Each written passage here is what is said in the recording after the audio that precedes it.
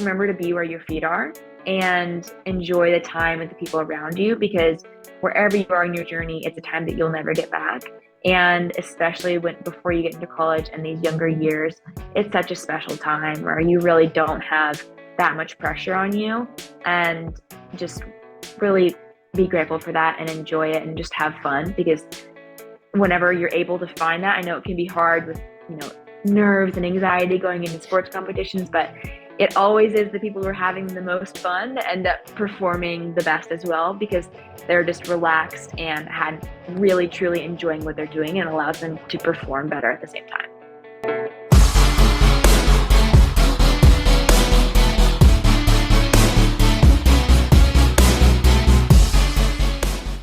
Welcome to the Elev8 podcast. I am your host and coach, Tyler Johnson. Thank you for tuning in. And whether you've tuned in to elevate your mindset, your game, or just your day, you're in the right place. My guest this episode is a cross-country and track athlete at Duke University, where in 2022, she was an All-ACC first-team selection, as well as a second-team All-American, as well as an All-ACC academic team member.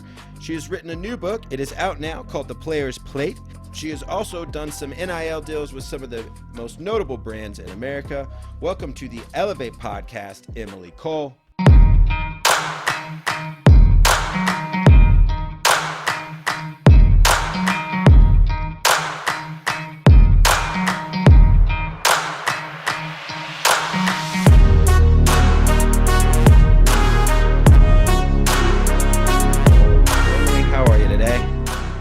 I'm doing great. I'm so excited to be here. Thank you so much for having me, Tyler. How are you doing? I am doing wonderful. We were just chatting. You're back living the busy life of a student athlete on campus, training, getting this in.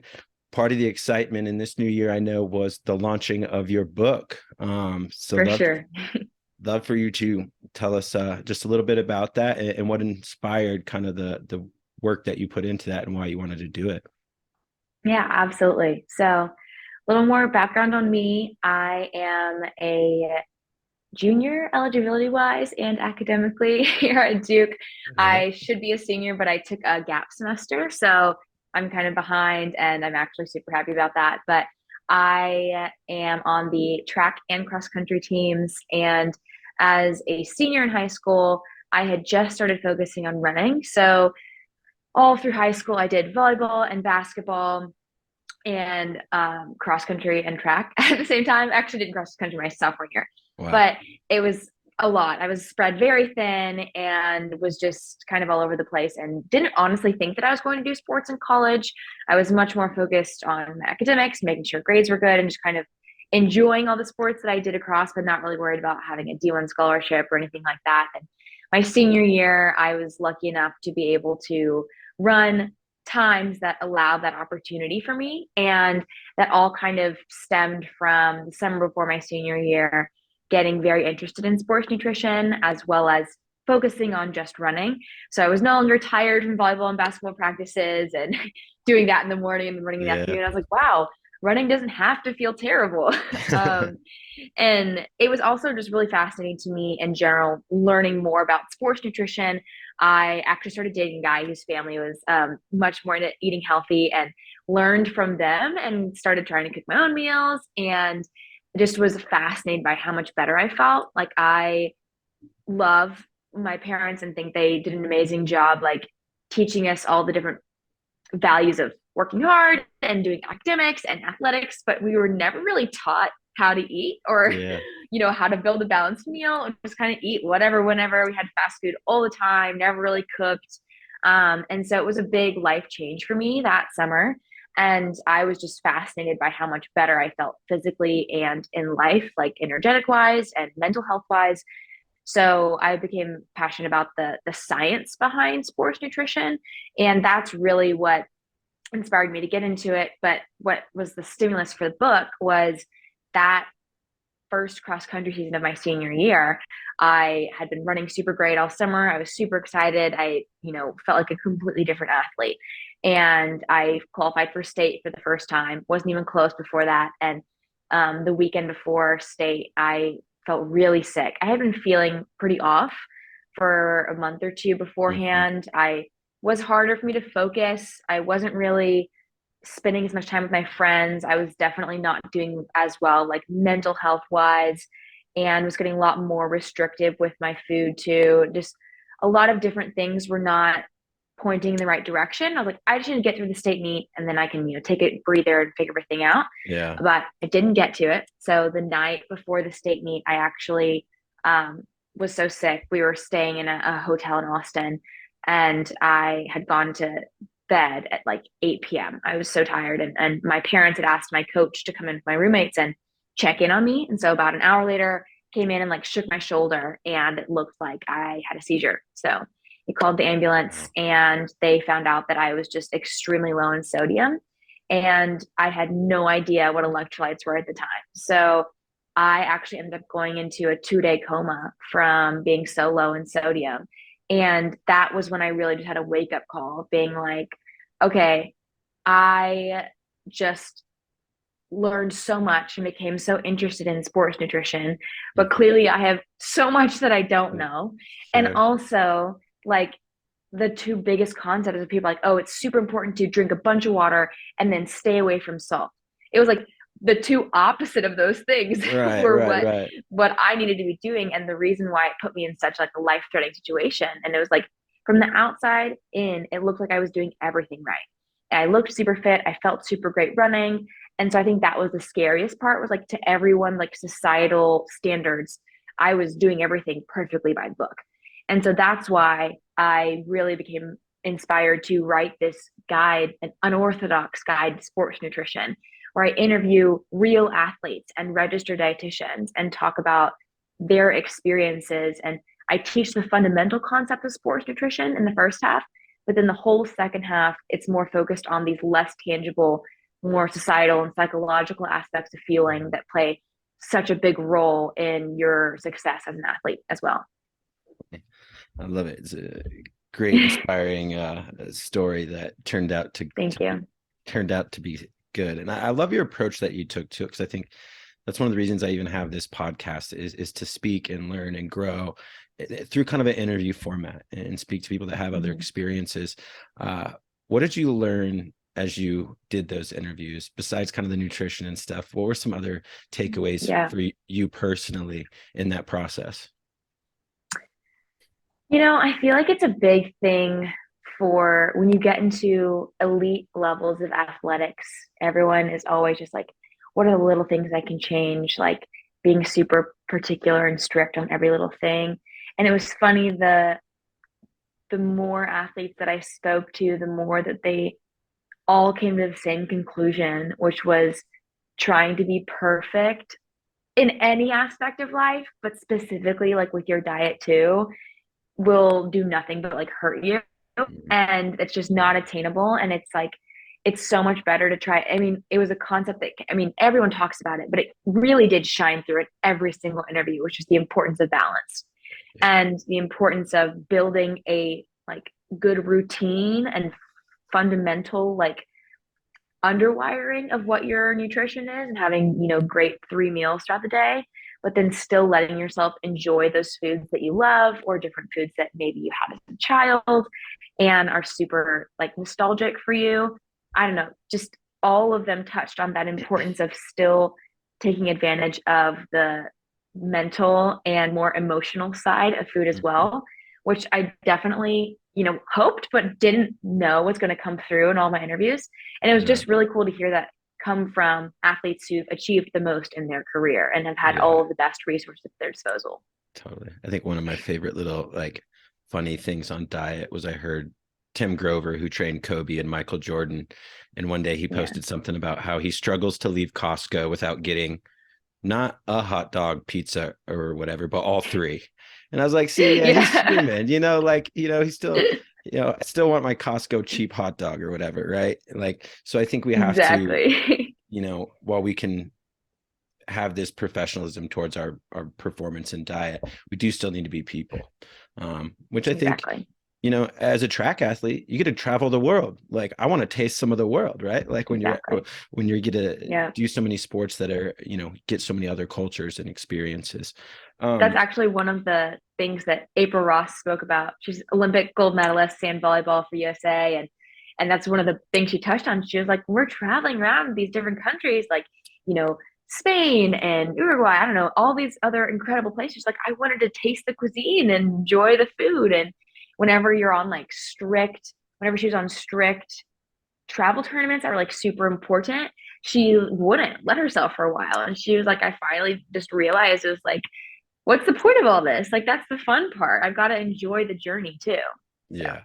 Have you ever heard of maybe the milkshake study that they did I think about so. about people eating and what they thought?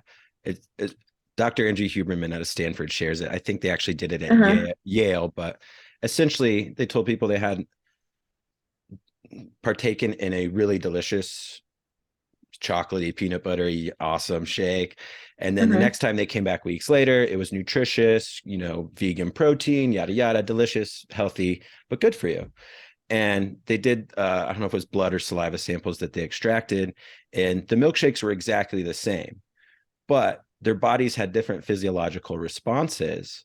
And so it Uh-huh. just showed that what you think and believe about what Yeah, you're eating, that was the only difference. that is Actually, so cool. actually does. And I think so, when you believe you have no leeway for a little taste of this or that, then it Yeah. actually can sometimes create physiological harm in the Hmm. long term. That's so fascinating. And I And so, totally get it because it probably, you know, induces more stress hormones and more anxiety if you're like, oh, I had a piece of chocolate this morning. Like, whatever am right, I going to do?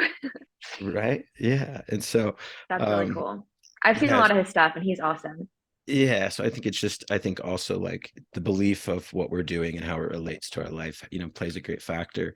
Um, you talked about my mom was a home ec teacher growing up, so even teaching nutrition and stuff, there was gaps, between Yeah.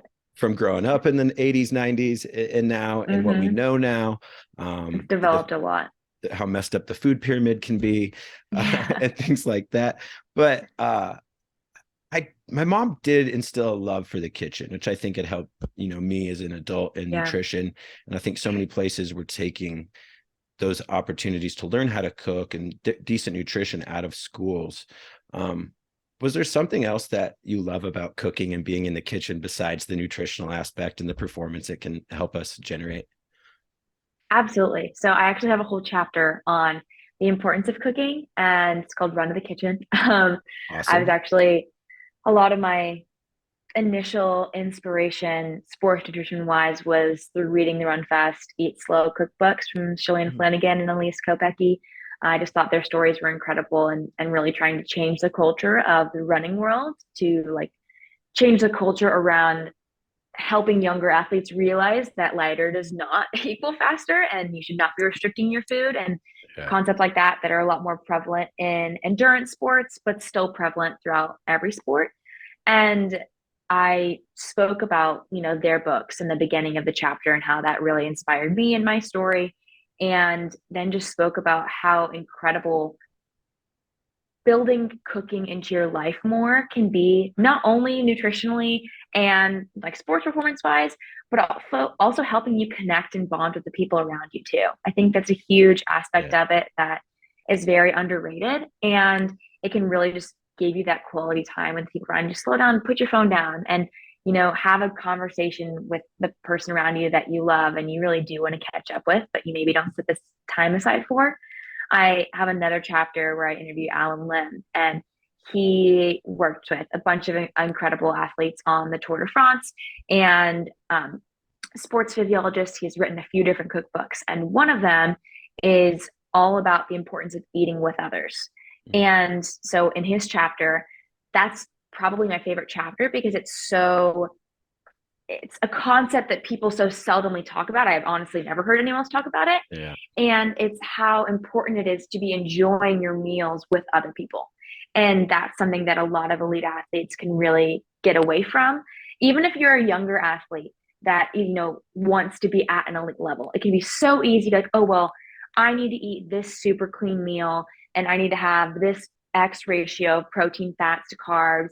And so I'm going to make my meal on my own, eat it on my own, and I'm just going to do my own thing. And that's fine.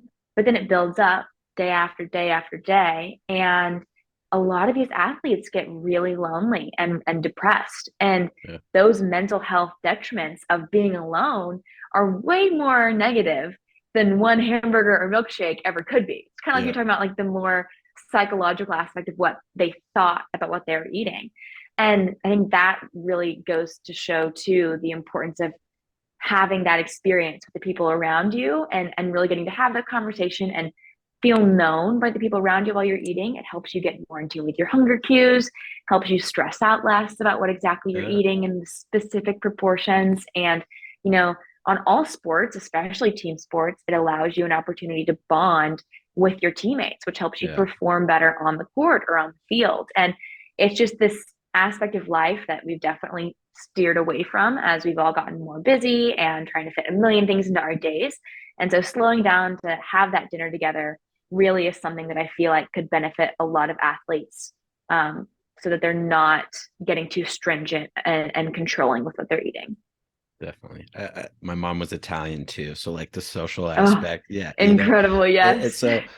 But yeah, as an athlete, as a teammate, I think you know, besides our family, that's who we end up sharing the most meals with over Mm-hmm. time. Are our teammates, and I think I love what you had to say there about it because, and for your generation, keep going to eat together because it's like Yeah. I think breaking even the business meetings, people have gotten away from dinner meetings to for the ease and this and that reason. But I do think the old breaking bread, is it It's one of best? the most human things you can Yeah, do. totally. And it just allows you, like, it's a vulnerable time when you're eating Yeah. with someone. And so it kind of lets someone in, and it really is a bonding experience together that if you do take the time to do, like, it'll always be worth it. Yeah. As soon as I drop some barbecue on my shirt, my like the vulnerability, Yeah. the guards down, Yeah. like it's something we do daily. You And I think, knock over a glass of water, you're like, okay, yeah, the ice yeah, is broken. I can't do worse than that. yeah, exactly. Exactly. We'll love what you had to say about the kitchen. And Thank you. what as you look back, I think seeing a lot of student athletes go through the process, went through it myself years ago. When you were being recruited, what were kind of the things you were looking for, and then what were the things that were a fit that had you end up at Duke? Yeah, that's a great question. The biggest things I was looking for were definitely the people, the coaches, and the athletes. I, I mean, every athlete hopes that their coaches won't change while they're in college, and I was honestly pretty confident that mine wouldn't change, and they ended up changing. And Yeah. like that is something that isn't going to be um, permanent, but whoever you do initially speak with, and then especially the athletes who you're going to be spending your time with for the next 4 years, is just so important because no matter how incredible the school is or how great the trails are, if the people you're around are people that don't understand you or they don't love and respect you, it's going to make a miserable 4 years. So I was really, really lucky that I mean, I went on a couple of other visits too, and everyone was super nice, but I just didn't really click.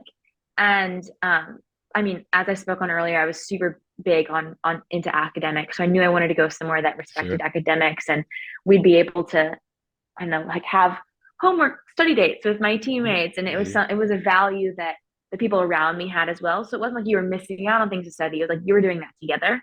Right. And whenever I got here, I just instantly clicked with all of the girls. Everyone was so genuine was the first thing that I really just picked up on and kind. And I appreciated just how everyone had their own different passions and things that they loved and were interested in outside of running. I think that running is especially a sport people can get a little obsessive and let it become their whole life. And so it's just refreshing to have everyone kind of have different passions and be very unique in their own ways outside of the sport as well.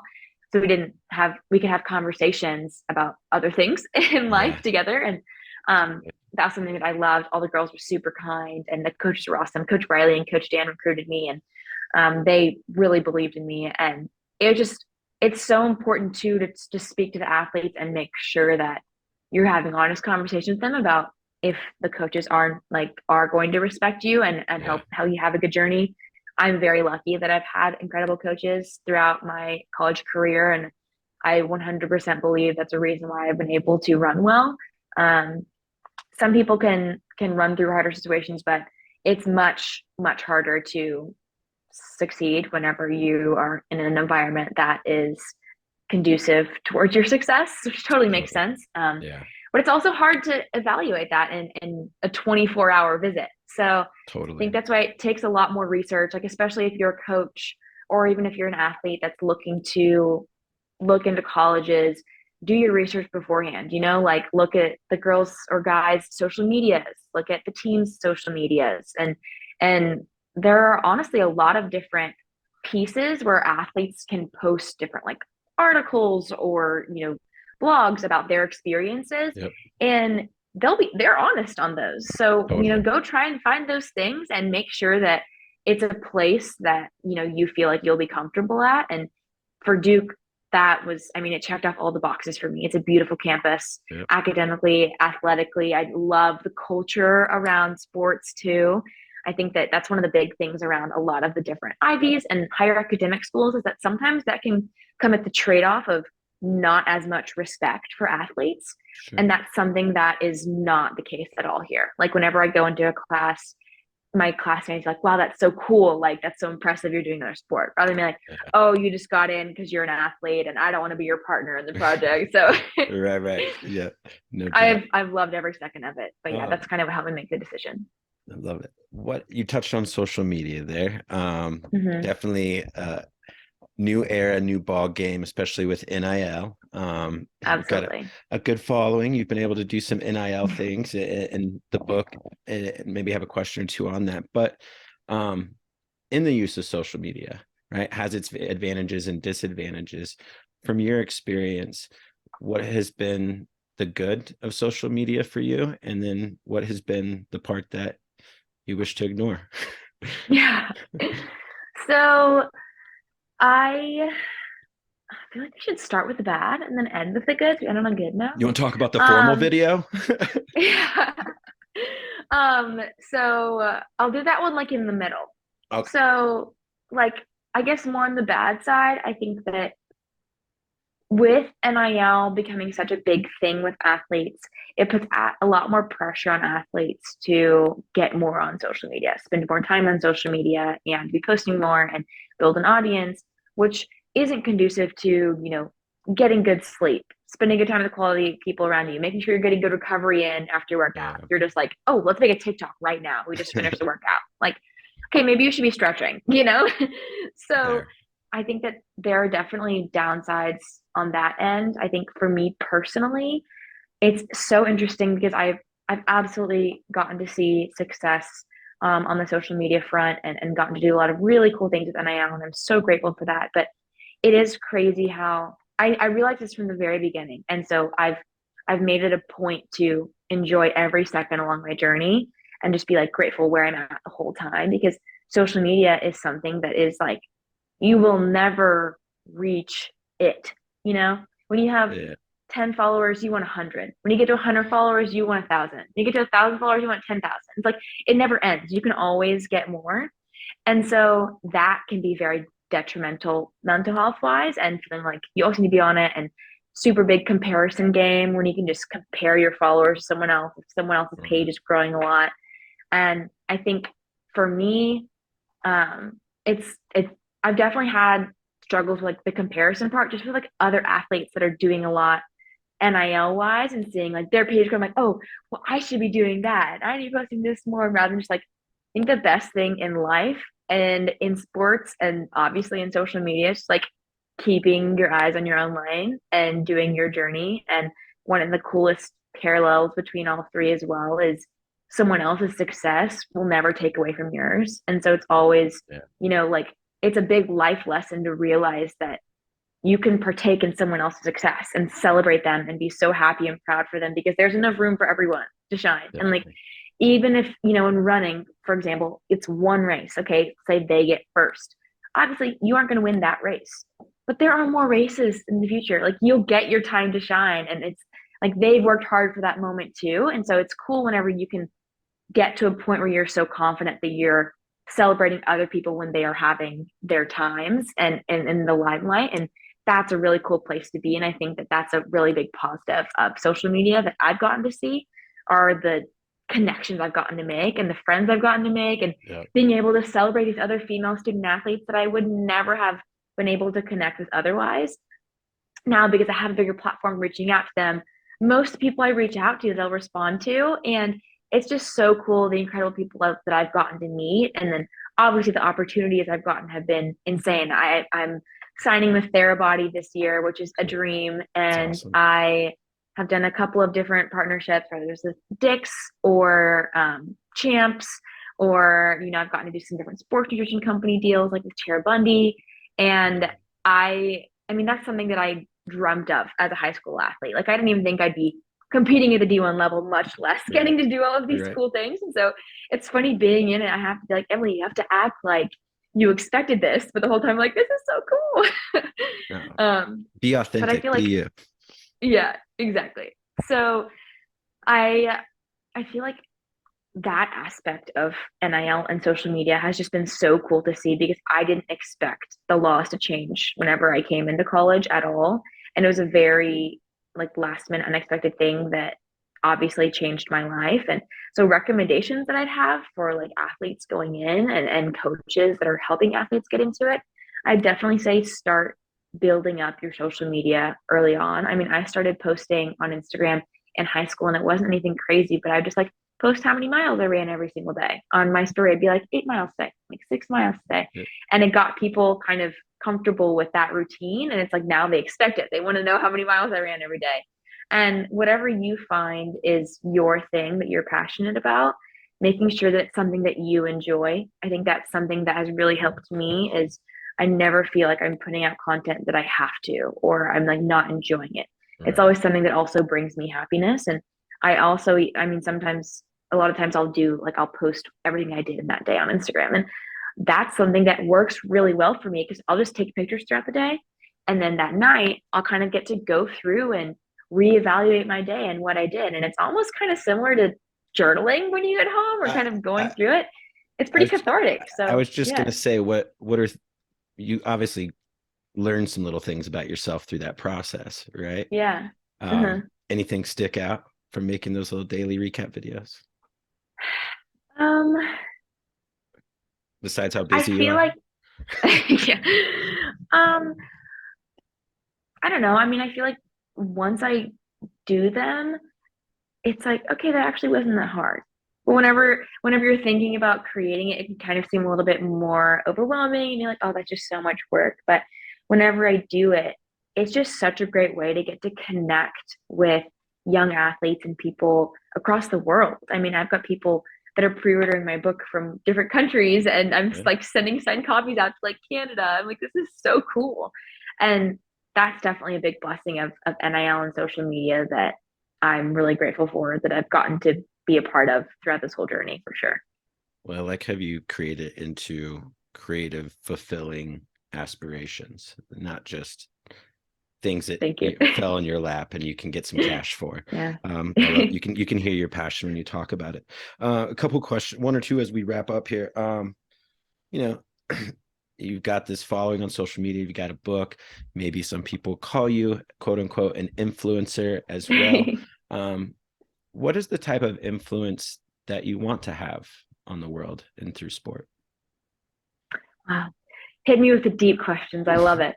Um, I honestly, I have always wanted to just be authentic and be an inspiration to younger girls, letting them know, and younger guys too, but especially female athletes because it's so much harder for female athletes. There's such a significant drop off in female athletics whenever we start to go through puberty and like going into high school.